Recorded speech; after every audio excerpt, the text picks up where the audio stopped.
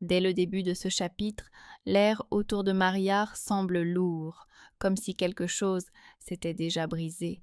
Ce n'est plus seulement l'histoire d'une femme marquée par le passé, ni seulement le récit de la transformation de Marillar en la vengeresse Bella Aldama. Elle est désormais consumée par la peur la plus pure, la peur de perdre Sergio, la peur de ne jamais prononcer les mots enfermés dans son cœur, la peur que leur histoire d'amour, née dans la douleur, s'achève sur une montagne glacée, loin d'elle, séparée de lui.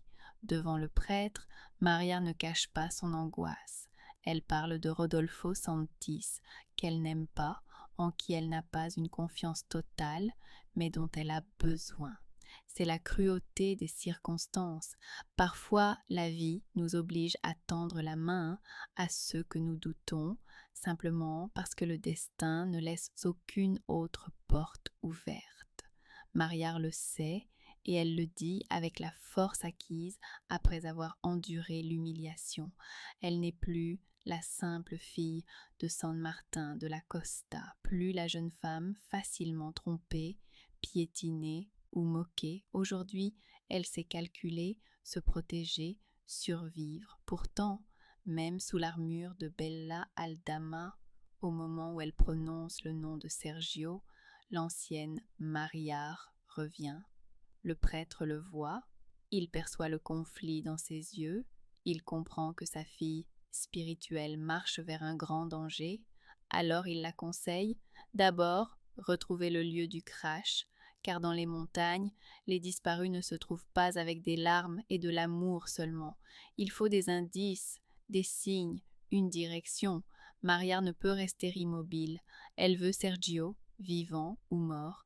Cette phrase unique dit tout. Elle ne cherche pas seulement un survivant, elle cherche la vérité, même si cette vérité la détruit. Pendant ce temps, Renato est consumé par sa propre peur.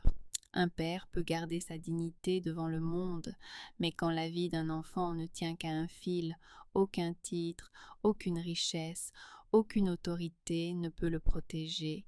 Il apprend que le site du crash a été identifié. C'est un indice, si petit soit-il.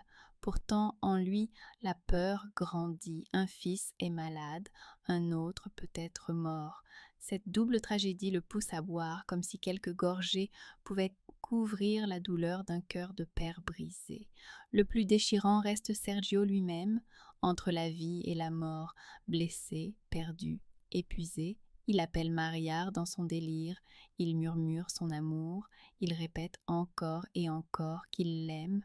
Cette scène invisible jette une ombre sur tout le chapitre, comme une prière. Marillar ne l'entend pas avec ses oreilles, mais peut-être avec son cœur, car dans les grandes histoires d'amour, ces appels traversent la distance, les montagnes, les blessures, le silence. Puis vient la nouvelle. L'avion a été retrouvé, le pilote aussi. Mais Sergio, aucune trace. Tout change, pas de corps, pas de certitude, pas de dernier mot, seulement l'absence. Et l'absence peut être plus cruelle que la mort, car elle oblige les vivants à espérer et à souffrir en même temps. Marillar apprend que le pilote est dans un état critique. Sergio a peut-être quitté les lieux pour chercher de l'aide. Peut-être marche-t-il, blessé, à travers les montagnes. Peut-être est-il perdu, peut-être est-il tombé, peut-être appelle-t-il encore, mais personne ne l'entend. Cette montagne de peut-être devient un tourment. Pourtant, pour Marillar, un seul mot demeure, chercher. Dès le premier instant, l'atmosphère autour de Marillar semble lourde, comme si quelque chose s'était déjà brisé. Ce n'est plus seulement l'histoire d'une femme marquée par le passé, ni seulement le récit de sa transformation en Bella Aldama. Elle est désormais consumée par la peur la plus pure, la peur de perdre Sergio, la peur de ne jamais prononcer les mots enfermés dans son cœur, la peur que leur histoire d'amour, née dans la douleur, s'achève sur une montagne glacée, loin d'elle, séparée de lui. Sa tante tente de l'arrêter. Elle pense que l'idée est une folie, dangereuse, presque insensée, mais Marillar ne recule pas. Elle sent qu'elle doit partir. Elle parle de destin, de pressentiment, de cette force étrange qui la pousse vers Sergio. Alors sa tante comprend une vérité que Maria refuse encore d'admettre. Elle aime toujours Sergio. Peut-être plus qu'avant, peut-être plus douloureusement, plus profondément, plus complexement, mais cet amour vit encore.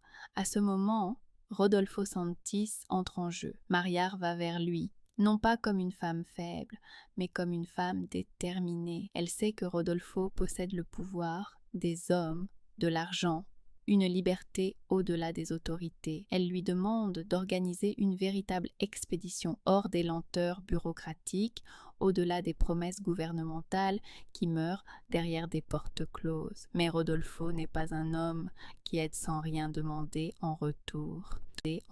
Il écoute, il observe et comprend vite que le footballeur disparu, Sergio, n'est pas un homme ordinaire. Alors Maria révèle la vérité, Sergio Santibáñez était son mari, l'est encore, et surtout, il est le père de leur enfant. Tout devient plus personnel, plus dangereux. Rodolfo comprend que Sergio n'est pas seulement un homme à sauver, mais une menace à ses désirs, à son avenir avec Bella et Aldama, à son orgueil d'homme puissant. Alors il pose la question brûlante, l'aime-t-elle encore? Maria nie. Elle dit vouloir sauver Sergio pour sa fille, afin qu'un jour l'enfant connaisse son père. Mais ses yeux parlent plus fort que ses mots, sa peur se lie, sa voix tremble, et Rodolfo n'est pas dupe. Il accepte d'aider, mais impose des conditions. Ici, le drame prend un tournant cruel. Pour sauver Sergio, Maria doit marchander avec un homme qui la désire. Elle doit entrer dans un piège, juste pour arracher son bien-aimé à la mort. L'ironie terrible, elle doit promettre son avenir à un autre homme pour retrouver son mari. Rodolfo exige un serment. Si Sergio est retrouvé, vivant ou mort, Bella devra divorcer et l'épouser. Imaginez ce moment, ce silence. Une femme se tient devant un homme puissant, la poitrine lourde de peur, face à un choix impossible. Refuser, c'est perdre la seule chance de retrouver Sergio. Accepter, c'est se condamner à une union sans amour. Mais Maria n'hésite pas longtemps, car lorsqu'une femme aime si profondément, elle ne compte plus sa propre douleur. Elle accepte, elle cède à la condition de Rodolfo, mais impose la sienne. Elle ira avec lui. Elle participera à la recherche elle-même. Elle fouillera chaque branche, chaque pierre de la montagne, jusqu'à retrouver Sergio. Rodolfo la voit alors avec un mélange étrange d'admiration et de jalousie. Cette femme ne plie pas devant la mort. Elle ne reste pas assise à pleurer, ni à attendre des nouvelles. Non, elle se lève, elle marche vers le danger, elle impose sa volonté. Et plus Rodolfo la voit ainsi, plus il comprend que son cœur n'est pas libre. Pendant ce temps, la nouvelle se répand partout. Les médias annoncent que Rodolfo Santis organise une expédition privée pour retrouver Sergio Santibáñez et que Bella Aldama fera partie de cette mission périlleuse. L'annonce secoue les familles, mais réveille aussi la jalousie de Natalia. Natalia ne voit pas d'humanité dans ce geste. Elle y voit une menace. Pour elle, Bella ne cherche pas seulement Sergio. Elle tente de le reconquérir. Natalia croit que chaque pas pour sauver Vanessa est en réalité un pas pour le récupérer. Son cœur blessé voit chaque larme comme une stratégie, chaque sacrifice comme une manipulation. Isabelle, avec une cruauté glaciale, approfondit la douleur de Natalia. Elle lui rappelle que Sergio et Maria sont toujours mariés. Elle insinue que si Bella retrouve Sergio, il lui sera redevable et une telle dette pourrait réveiller l'ancien amour. Natalia est terrifiée. Elle répète qu'elle ne laissera jamais Maria prendre Sergio. Mais en vérité, elle ne lutte pas contre Maria, elle lutte contre la réalité. Et la réalité est simple mais douloureuse. Sergio fait toujours partie d'une histoire que Natalia n'a jamais effacée. Et tandis que les femmes autour de lui se déchirent, Sergio gît quelque part dans les montagnes, blessé, affamé, assoiffé, peut-être avec ses derniers souvenirs. Dans son délire, il appelle Maria, demande pardon, comme si au seuil de la mort l'orgueil s'effondrait, comme si mensonge, erreur, trahison disparaissaient devant le visage qu'il a aimé. Mariard se prépare, sa tante la regarde avec inquiétude.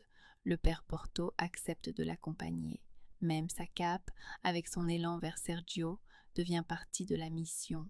Tous comprennent, rien n'arrêtera Mariard. Ni logique, ni peur, ni menace.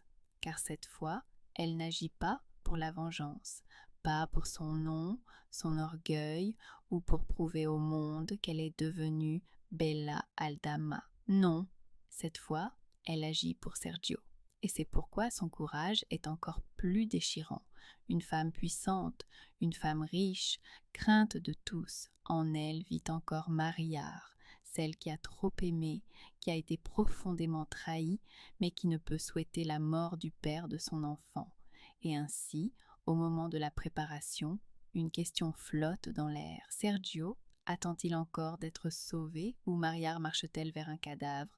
Et le plus tragique de tout, même Mariard commence à craindre la réponse. Merci beaucoup d'avoir regardé la vidéo en entier. Pour visionner le prochain épisode explicatif, n'oubliez pas de vous abonner à la chaîne.